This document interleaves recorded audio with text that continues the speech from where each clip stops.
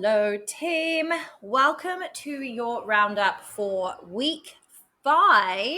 So we are now going into week 6 of 8. Time is flying. It is officially December. It is 3 weeks until Christmas Day. So we are swiftly coming towards the end of the year, and it's going to be 2025 before we know it. So let's buckle up and get through these next few weeks. I know it's starting to go a bit crazy for people with lots of social events, lots of Christmas parties, lots of family events. Here in New Zealand, it's also summer, so we're starting to crank out the barbecues and have nice long outdoor lunches. Sorry, people in the UK, making you feel jealous there. But yeah, it is a bit of a busy, crazy season. So well done for committing to doing something like this, because at the end of the day, healthy lifestyle behaviors do not stop because it is Christmas or New Year's. We just want to be living a healthy lifestyle. So that's not to say that we can't balance these things out, but it also means that you can't just stop doing everything and say, I'm going to start again next year, because I'm sure you've already heard people talking about that, saying, oh yeah, no, I'm just going to start again in January. That's like 5 weeks away. You can do a lot in 5 weeks. So hopefully by now you've learned enough on the program that you can actually still go out and enjoy yourself. You can still eat whatever you want to do. You can still drink alcohol. But it's just about finding the balance between doing all of these things. You don't have to go crazy. You can still do those things, but you don't need to go all in and throw everything else out the window. So as long as we are moving our bodies, as long as we are exercising, as long as we are hydrating, as long as we're focusing on fueling ourselves with protein and good foods, then there's space for the rest of it as well. So you don't have to fly it all out the window and start again in January like everyone else is. So well done for sticking with it so far. We've had a good few questions in the check-ins and also in the workout notes. So I'm going to jump into those. But first of all, I just want to highlight one of the non-scale achievements that was mentioned this week. So the comment says, I almost sacked off the gym as the one at the hotel didn't have the right equipment. But I pivoted and I did the home workout instead. So well done. High fives for you. That is a really good achievement, because, we have to step outside of the perfectionist mindset, and doing something is always better than doing nothing. And the fact that you were able to pivot and do something is great, because the alternative would have been going, oh no, I've got nothing here, so I'm just not going to do anything. And then you would have missed a workout, and that would have made you feel a bit shit. And yeah, that's not helping you reach your goals. So excellent work. Well done. Love the mentality. Get something done. And that is just going to be so useful to live by that kind of mindset, I guess, over these next few weeks, because when it gets busier, you don't have as much time as you did before. So doing something is better than doing nothing always. We're not trying to be perfect here. Okay, so I'm going to get into the questions. So really good one about our neck. How can we stop feeling our neck so much when we're doing core work, and also some upper body movements like the chest press? So our neck is obviously attached to our trapezius muscles. Naturally, when we get tense, we tend to build up that tension into our shoulders and up into our traps.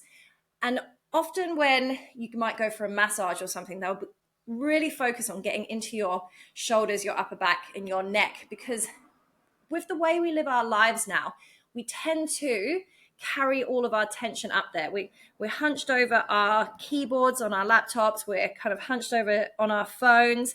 So a lot of our life tends to be kind of forward now into our neck. So naturally, I guess our daily lives bring a lot of tension up into our neck.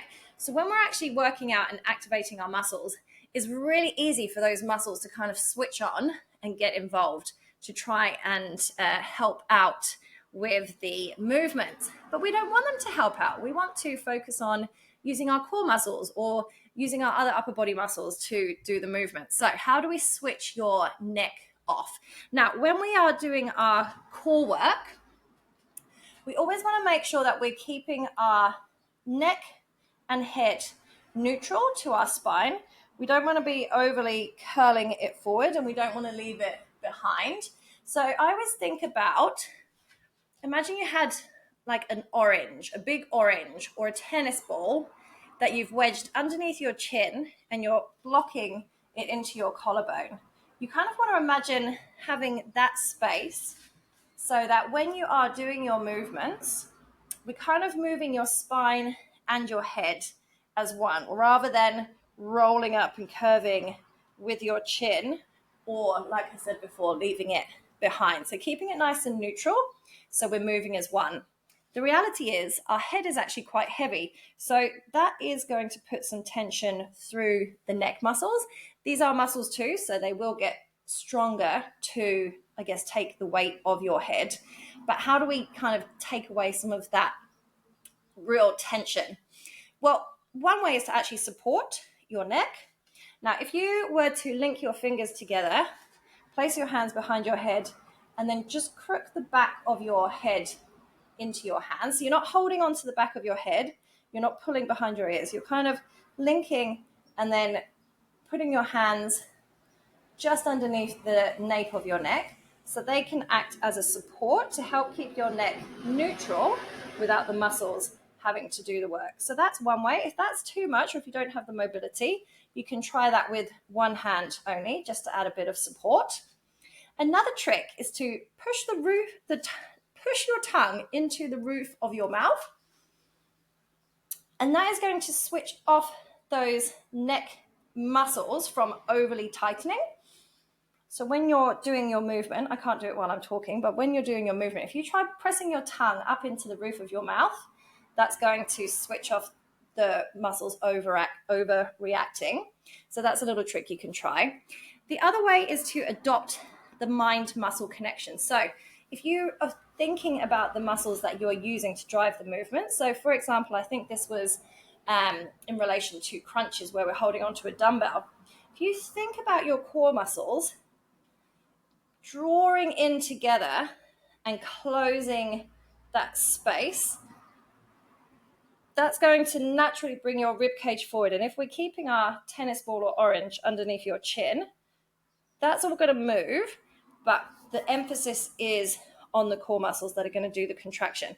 I know it sounds vague to say just think of the muscle that you're using, but the more you can actually visualize those muscles contracting, it almost distracts you from other muscles and what's going on elsewhere. So if we've got our head nice and neutral, maybe a bit of support, tongue pressed into the roof of your mouth, and actually really visualize the muscles that we're using, hopefully during the core work, that's going to take some of the tension away from your neck region. Now, when we're coming to upper body work, again, like I said, those traps are attached to your upper body, and they can tend to get involved when we don't want them to. So when we're doing things like lat pull downs or pull-ups, it's easy for your shoulders to kind of get shrugged up towards your ears. So you always want to think about creating space down from your ears down to your shoulders. So the way I like to cue it when I'm doing my sessions in person is to roll your shoulders back and pull them down. So with our shoulder blades, they're coming down and back. So you almost imagine putting your shoulder blades in your back pocket. And that is just going to lengthen the shoulders down away, as though they're being pulled down towards the floor by an imaginary force, just to free up the space here in the neck. So you should be able to move your head quite freely there. Now, when it comes to the chest press machine or dumbbell chest press or bench press, it's very easy when we're doing the pushing movement for your shoulder blades to roll forward. And that switches on these muscles that get that tension into the neck. So we can, even though this is a chest movement, we can still adopt that cue of shoulders down and back, create that space in the neck. And then when we're driving forward into our chest press or pushing forward into the machine, our shoulders are actually down and back. This can create a bit of an arch in your spine, and that's absolutely fine, as long as you're not arching so excessively that we're putting pressure into your low back and causing pain. So shoulders down and back. We pull back, feel a stretch through your chest. Keep the shoulder blades down and back and almost imagine that you're pushing off of them to drive forward. This is keeping our neck nice and long. It's keeping these trapped muscles switched off. And we're actually getting a bit more power to drive forward into our chest press movement, wherever we're doing that. So shoulder blades down and back. Make sure we've got that length in your neck. And as we're pushing away, being very mindful that your shoulder blades don't start rounding over. If you find it's too difficult to maintain that down and back position with the weight that you're using without your shoulder blades trying to flip over to throw the weights forward, take the weight down, make it lighter so that you can successfully go through that range. And then when you feel comfortable enough that you can maintain that position and it's starting to get a bit easier, that's when you can put the weight back up. So that way we're just keeping the neck completely free and out of the picture. If anyone specifically wanted to train neck, then we would be looking at things like shrugging. We're actually moving the position of the shoulder blades using those muscles. But most of the time, we're not Formula One drivers. We tend to not want to get our neck involved. So down and back, nice and long, nice neutral position, and then we'll go from there. Hopefully that makes sense. If you are struggling with this, if you can, try and set up a camera in your gym. Let me have a look at how you're performing the movement, and I'll be able to give you tips on how you can modify that going forward, because nobody wants a stiff neck. We have enough tension in our lives already. We don't need it to be in our necks also from our workouts. Someone asked an interesting question as well, which I quite like, because I went to the Exercise New Zealand conference this weekend, and one of the talks that I attended was about slings. So the question here was, is it normal to feel my inner thigh muscles activating when I'm doing oblique twists? So this is a core movement where we're slightly leaning back and we're twisting our body side to side at the torso. And the answer is yes, it is totally normal to feel your inner thigh muscles. And that's because these are part of our anterior oblique sling. So that runs from the inside of our leg across our hips and across into our obliques. So it's a sling across the front. We've got one both ways. We've also got them on the back of our body as well, our posterior oblique slings. So these are very important because these are responsible for us walking, running, twisting. But yeah, if you are tight, especially in one of the muscles anywhere along this sling, then you might feel them when you are rotating and moving around, because we're essentially lengthening all of the tissue and the fascia through there. So don't worry about it. That is completely normal. It doesn't mean you're doing it wrong. It just shows how wonderful and amazing the human body is, how when you're doing a core movement, you can feel that up the inside of your legs. If you are tight, do have a look at the hip mobility follow along that I have. The hip mobility is also in the PT Minder app, because that really gets into the hips, it gets into the inner thighs, gets into the groin, really opens everything up and stretches everything out. So that's quite a nice one to just do on a day when you're not doing any weight training, just to lengthen out all of those muscles and get rid of any tightness if you're feeling it in a really uncomfortable way when you're doing your twists. So hopefully that makes sense. Again, if you feel like you're feeling it somewhere because you're doing it incorrectly, if you can film yourself, please do and send it to me, and then I can have a look at what's going on. But it sounds like it's completely normal. Just on slings, I went to my physio because I was having an issue with my left shoulder. Just felt really impinged and weak compared to my right one when I was doing overhead pressing. And he fiddled around, ding, ding, ding. And he was like, yep, it's your right hip. I was like, how can my right hip be affecting my left shoulder? But because it's all connected via the posterior oblique sling. So something was going on down in my hip and it was pulling across that whole sling and affecting my shoulder. So very interesting how the human body works, and will we ever understand it? Who knows? Okay, finally, a big question. So someone has asked about creatine. What is it? Should I be taking it? When should I be taking it? How should I be taking it? So creatine is a natural substance. It's a molecule that is produced in the bodies and it's stored in our bodies. So it's totally natural. It's part of the phosphocreatine system, which, if you remember your basic biology at school, that's the first energy system that happens before we switch into using glucose and fat for our energy. It's a molecule, an explosive thing that happens at the start of a movement. So boom, that's using your phosphocreatine system. And it makes your movements more explosive, gives you a bit more strength in that moment, makes you a bit faster. And this is, of course, why the fitness industry has jumped onto this, because this, of course, gives you a benefit when you are working out in the gym, especially doing things like what we're doing with lifting heavy weights. So the more creatine that you have available, stored in your body, the more available it is to use when you are in the gym or doing whatever it is in your daily life. So creatine is predominantly stored in our muscles, and it's also stored in our brain, which is quite interesting because a lot of the research on creatine has been done in regards to its impact on our power and our explosiveness and our strength. But because it's stored in the brain, there's quite a lot of research happening now and looking into the benefits of creatine for brain health. And there's some really promising emerging data coming out that it can be neuroprotective, and they're using it for helping people recover from brain injuries and using it in epilepsy. So if you have a history of Alzheimer's or dementia in your family, it's not a bad thing to maybe consider taking creatine because it doesn't have any known side effects. Other than a lot of people might report getting a bit bloated. It can make you hold on to more water because you're storing more in the muscles. So it can make you hold on to more water, but that's okay. That doesn't matter if we're doing something that's really beneficial for our brain health and our muscle health and our explosiveness and strength. It doesn't matter if we're carrying a bit of water weight. All that's going to do is look like we're a bit heavier on the scales, which is not a problem at all.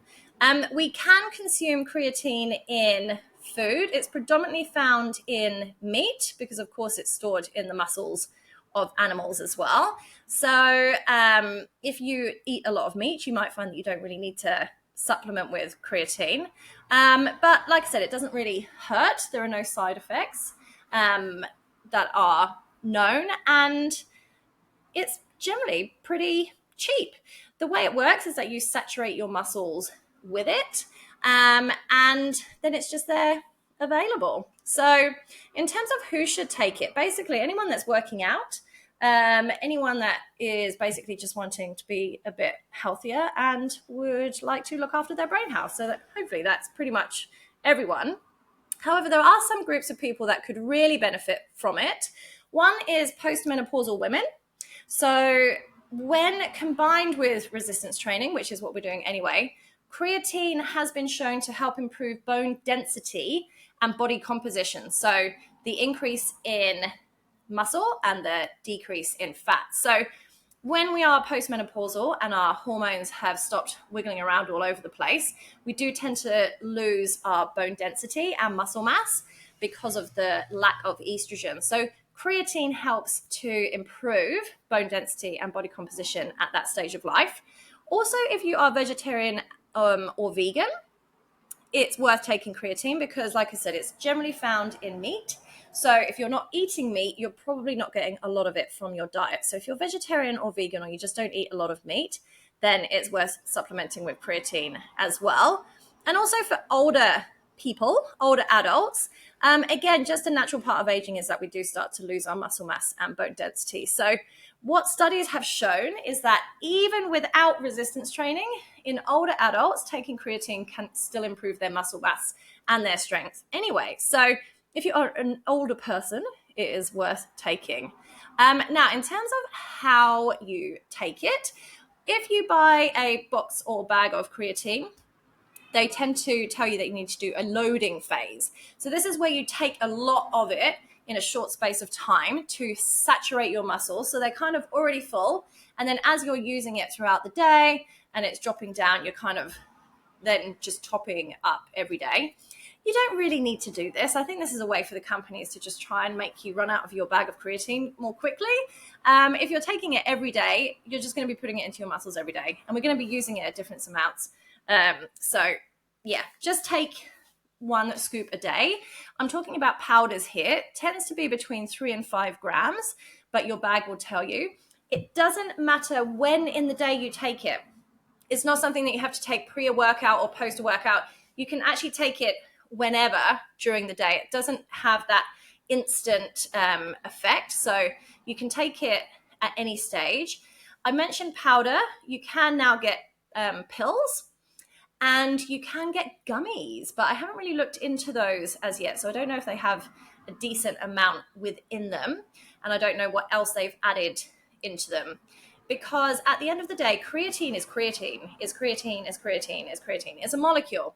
So the only ingredient your creatine that you buy needs to have is creatine monohydrate. If you have a bag of creatine and it's got 10 other ingredients, I would start to question, do I need any of those? The creatine that I buy is literally called no brand creatine. It has 1 ingredient and that is creatine monohydrate. So if you are interested in taking creatine, literally just find the cheapest one that contains only creatine monohydrate, because it is what it is. You can't make it fancier, even though some supplement companies claim that they have made it fancier by doing this and adding this. It's like, you just need the creatine molecules, so just have those. What was the other thing I wanted to talk about with creatine? Yeah, taking it. So with the powdered one, it doesn't have a flavor or a taste or anything. So when I have mine, I do all of my supplements at nighttime before I go to bed. So when I take supplements, I take magnesium before bed, and I take my fish oils at the same time. And my fish oils also contain vitamin D. And I wash those down with some collagen. So collagen has some evidence behind it for skin, hair, nail health. So it's more of a beauty thing. It is made of amino acids, which is protein, but that wouldn't count towards your protein intake goal. That's a different kind of protein. So I mix my creatine powder in with my collagen powder into a drink, and I drink my collagen powder to take my magnesium and my fish oil tablets. So that's my little regime that I do just before I go to bed, because I guess the best way of taking it is the way that you're going to remember to do it consistently. Like with anything, it's the consistency that matters. So if you can kind of find a way to fit it into your lifestyle so that you can remember it, then that would be the best thing. Now, I've actually made a little cheat sheet about creatine as well, so I'm going to share that into the Facebook group.